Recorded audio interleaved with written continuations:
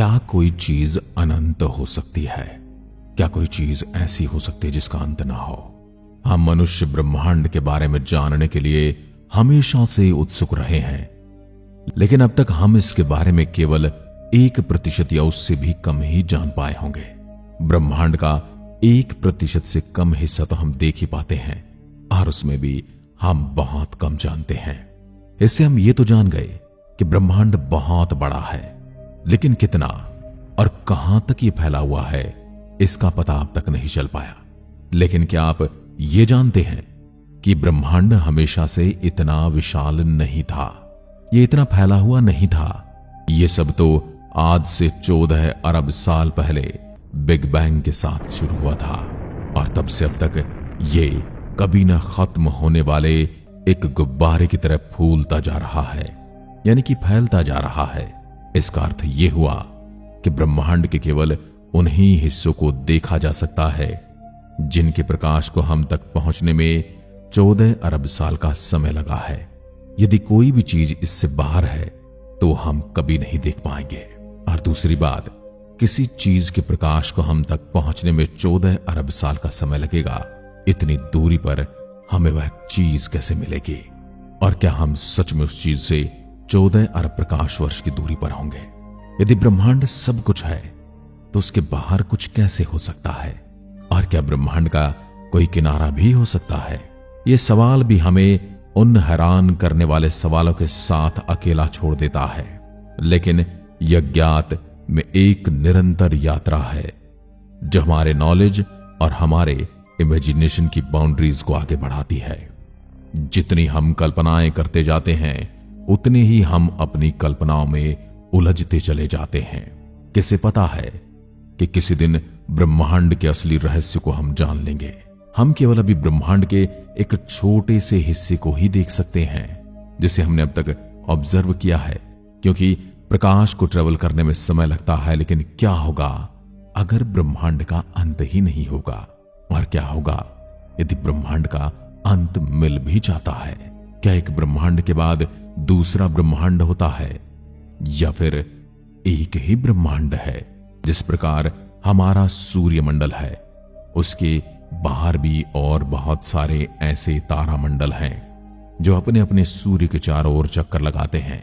क्या जिस प्रकार हमारी गैलेक्सी के जैसी और भी बहुत सारी गैलेक्सीज हैं, वैसे ही हमारे ब्रह्मांड के जैसा भी कोई ब्रह्मांड होगा? और यदि होगा तो क्या वह इससे विशाल होगा या इससे छोटा होगा? या वह हमारे ब्रह्मांड के अंदर ही होगा या हमारा ब्रह्मांड उसके अंदर होगा? और यदि हमारे ब्रह्मांड का जन्म 14 अरब साल पहले हुआ है तो क्या उसका जन्म भी उसी समय हुआ होगा, या वो हमसे पहले का ब्रह्मांड है? यह बिग बैंग थ्योरी एक ऐसी थ्योरी है जो हर एक नए ब्रह्मांड के साथ जन्म लेती है और फिर एक बार फिर से बिग बैंग होता है। यह ठीक एक चींटी और एक संतरे जैसा होगा। एक चींटी संतरे का पूरा चक्कर लगाकर वापस उसी जगह पर पहुंच जाती है जहां से वो चली थी। यदि आप समुद्र से यात्रा करेंगे तो आप पृथ्वी के उसी हिस्से पर वापस लौट जाएंगे जहां से आपने अपनी यात्रा शुरू की थी। आप किसी स्टेडियम के बाहर जब चक्कर लगाते हैं तो जहां से आपकी यात्रा शुरू होती है वहीं पर आकर खत्म भी हो जाती है। और इस प्रकार हम कितने भी चक्कर लगाते रहें, उस चीज का अंत नहीं आता है। क्योंकि यदि हम किसी फल की शेप को देखें, संतरे के छिलके को देखें, तो उसका कोई अंत स्पष्ट है ही नहीं, उसकी कोई बाउंड्री ही नहीं है। हां, हम उससे बाहर से देखकर जरूर कह सकते हैं कि पूरे संतरे की बाउंड्री यहां तक है। लेकिन यदि हम चींटी के समान छोटे हैं तो हम कभी उसका किनारा नहीं ढूंढ पाएंगे।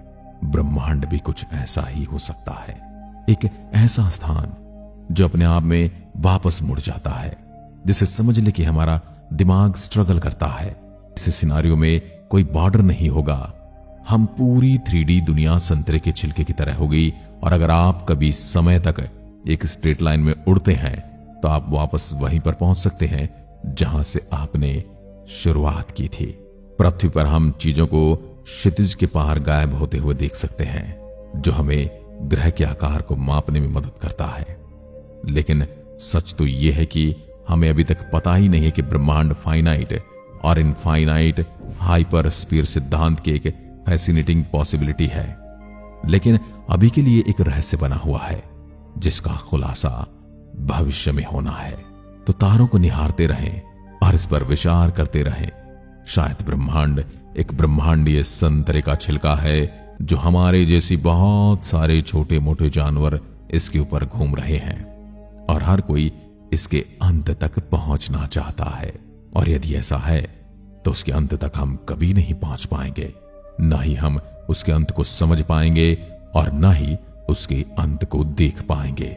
यदि हम ब्रह्मांड को एक खाने वाली डोनट की तरह मान लें जो कि सीधा आकर फिर से वापस मुड़ जाता है, यह हाइपर डोनट ब्रह्मांड के आकार के लिए एक और दावेदार हाइपर स्फीयर की तरह ही।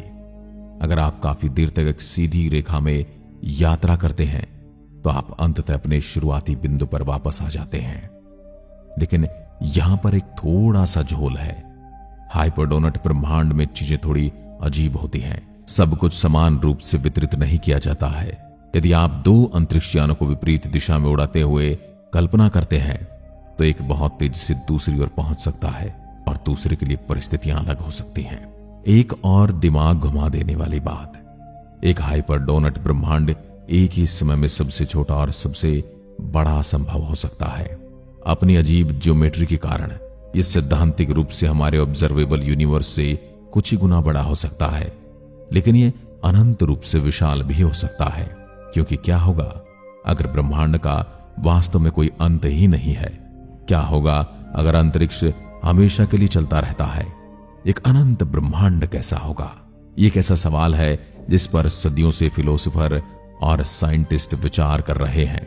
बुद्धिजीवी इस पर अपना दिमाग खपा रहे हैं। एक अनंत ब्रह्मांड, एक अनंत रूप से दोहराए जाने वाले पैटर्न या अनंत सितारों के अस्तित्व जैसी मन को चकरा देने वाली अवधारणाओं को सामने लाता है, जिसमें से प्रत्येक में जीवन की अपनी क्षमता है। सच तो यह है कि उसके आगे तक ये विचित्र संभावनाएं ब्रह्मांड की एक तस्वीर पैदा करती हैं जो हमारी कल्पनाओं से कहीं अजीब और अद्भुत है। तो तारों को निहारते और सोचते रहिए, ब्रह्मांड वास्तव में किस आकार का है? ब्रह्मांड हमारी परिकल्पनाओं से भी परे है, लेकिन क्या होगा यदि यह विशाल न हो, बिल्कुल सचमुच अनंत हो? यानी कि विशालता की सारी सीमा रेखाएं पार करके यह अनंत हो। एक अनंत ब्रह्मांड हमारा दिमाग चकरा देने वाला है। सबसे पहले, अगर इसका कोई अंत नहीं है तो क्या इसका मतलब यह हुआ कि यह शाश्वत है? यानी इसका कोई आरंभ भी होगा, या फिर ये हमेशा हमेशा से ऐसा ही है? हमेशा के लिए मौजूद था, हमेशा के लिए मौजूद है और रहेगा? क्या कोई ऐसा समय था जहां सचमुच कुछ नहीं था और फिर सब कुछ बिग बैंग के हमारे पास पुख्ता सबूत हैं जो बताते हैं कि ब्रह्मांड का एक निश्चित शुरुआती बिंदु था? एक अनंत ब्रह्मांड में आकाश गंगाएं लगातार एक दूसरे से दूर जा रही हैं, जो अंतरिक्ष के ही फैब्रिक को खींच रही हैं। ये एक असीम रूप से फैलने वाला गुब्बारा सा प्रतीत होता है, दिमाग को फैला देने वाला, दिमाग को चकरा देने वाला। रुकिए, अभी तो और भी हैरान होना बाकी है। इस अनंत ब्रह्मांड की यात्रा करने की परिकल्पना करें। नई आकाश गंगाएं, विचित्र ग्रहों और शायद परग्रही जीवन, जिसे आप एलियन लाइफ भी कहते हैं, उसका सामना करना। लेकिन अंतिम दिमाग यात्रा के लिए तैयार हो जाओ। कल्पना से भी लंबे समय तक यात्रा करने के बाद आप मोस्ट माइंड ब्लोइंग खोज पर ठोकर खा सकते हैं। यह कैसे संभव है? क्योंकि ब्रह्मांड में सब कुछ एक सीमित संख्या में निर्माण ब्लॉकों से बना है। मूलभूत कण और सामग्री की एक सीमित संख्या के साथ आप केवल सीमित संख्या में संयोजन बना सकते हैं। यह संख्या हमें एस्ट्रोनॉमिकल लग सकती है, लेकिन यह वास्तव में अनंत है। तो इस अनंत अंतरिक्ष में जो हमेशा के लिए भरा है, आप अपनी कॉपी से सामना कर सकते हैं। यानी कि आपको अपना हमशक्ल, बिल्कुल आपके जैसे व्यवहार करने वाला कोई दूसरा जीव या मनुष्य मिल सकता है। पुनरावृत्ति यानी कि रिपीटेशन पैराडॉक्स, सब कुछ अद्भुत है यहां पर। अब सिर्फ इसलिए कि कुछ संभव है, इसका मतलब यह नहीं कि यह अवश्य होगा। हो सकता है कि ब्रह्मांड हमेशा के लिए चले, हो सकता है आप वाकई में एक तरह के हों। तो ये रहा एक और विचार। अगर नियम और फिजिक्स हर जगह एक समान है, तो दूर, बहुत दूर समान परिस्थितियों ने तारों और ग्रहों को जन्म दिया होगा। उन दूर की दुनिया में शायद सही रासायनिक प्रक्रियाओं ने जीवन के उद्भव को जन्म दिया, जो अंततः जटिल जीवों, शायद बुद्धिमान प्राणियों को जन्म देगा। ब्रह्मांड की विशालता का मतलब कि अगर कुछ एक बार हुआ पृथ्वी पर जीवन की तरह, तो संभव कि ये कहीं और फिर से होने की संभावना शून्य नहीं हो सकती। ये एक दिमाग को झकझोर देने वाली संभावना है, जो हमें जवाबों से ज्यादा सवालों के साथ छोड़ देती है। ब्रह्मांड अनंत संभावनाओं का स्थान है, शायद अनंत दोहराव भी है। यानी कि ब्रह्मांड अपने आप को बदलता रहता है। जैसे एक जीव दूसरे जीव को जन्म देता है और अपनी प्रॉपर्टी, अपना सब कुछ उसे सौंप देता है, वैसे ही शायद ब्रह्मांड भी करता है। जैसे जैसे हम ब्रह्मांड का पता लगाना जारी रखते हैं, एक बात निश्चित है, यह यात्रा आश्चर्यों से भरी है, अद्भुत नजारों से भरी है। हैरान कर देने वाले दृश्य देखे जा रहे हैं और ऐसी खोजों की इसमें क्षमता है जो इस भव्य अनंत अस्तित्व में हमारे स्थान को हमेशा के लिए रीडिफाइन करेगी। ब्रह्मांड की विशालता आपके सर को घुमाने के लिए काफी है, लेकिन क्या होगा अगर ये सिर्फ विशाल न हो, बल्कि सचमुच अनंत हो। हमने कुछ दिमाग को झकझोर देने वाली संभावनाओं को खोजा और ये इसका आखिरी पड़ाव है। ब्रह्मांड इतना विशाल है, अकल्पनीय दूरियों की यात्रा करने के बाद भी दूसरी पृथ्वी या किसी और आपको ढूंढने की गारंटी नहीं होगी। यानी कि जरूरी नहीं कि आप कहीं जीवन ढूंढ पाए। एक अनंत ब्रह्मांड में कणों का हर संभव संयोजन, हर तत्व, हर अणु, हर जीवित चीज सैद्धांतिक रूप से कहीं न कहीं मौजूद हो सकती है। ये सिर्फ पॉसिबिलिटीज हैं, सिद्ध तथ्य नहीं। विज्ञान की सीमाएं जहां घुटने टेक देती हैं और प्रतीक्षा करने लगती हैं एक ऐसे नए आविष्कार का जो इस गुत्थियों को सुलझा सके। दुर्भाग्य से हमारी वर्तमान तकनीक के साथ इन अनंत ब्रह्मांड परिदृश्यों का परीक्षण नहीं किया जा सकता। हम ब्रह्मांड कितना विशाल है नहीं जान सकते, ब्रह्मांड किस प्रकार काम करता है ये भी नहीं जानते, और ब्रह्मांड में हमारे जैसी कितनी पृथ्वियां हैं ये भी हम नहीं जानते। और क्या जीवन जीने के लिए हमारी पृथ्वी के जैसी ही परिस्थितियां होनी जरूरी हैं, ये भी हम नहीं जानते, क्योंकि जीवन पनपने के लिए बहुत सारे वातावरण अनुकूल हो सकते हैं और उसी वातावरण के अनुसार जीवन भी उसी तरह का हो सकता है। और न तो हम इतना गहरा देख सकते हैं और न जान सकते हैं। निश्चित रूप से हो सकता है भविष्य में हम कभी जान पाए या न जान पाए। तो अभी के लिए तो ब्रह्मांड अनंत है या बहुत ज्यादा बड़ा है, यह विज्ञान के सामने एक प्रश्न है। परंतु आप क्या मानते हैं, ब्रह्मांड अनंत है या बहुत बड़ा? कमेंट में लिखकर जरूर बताइएगा। जय हिंद, जय भारत।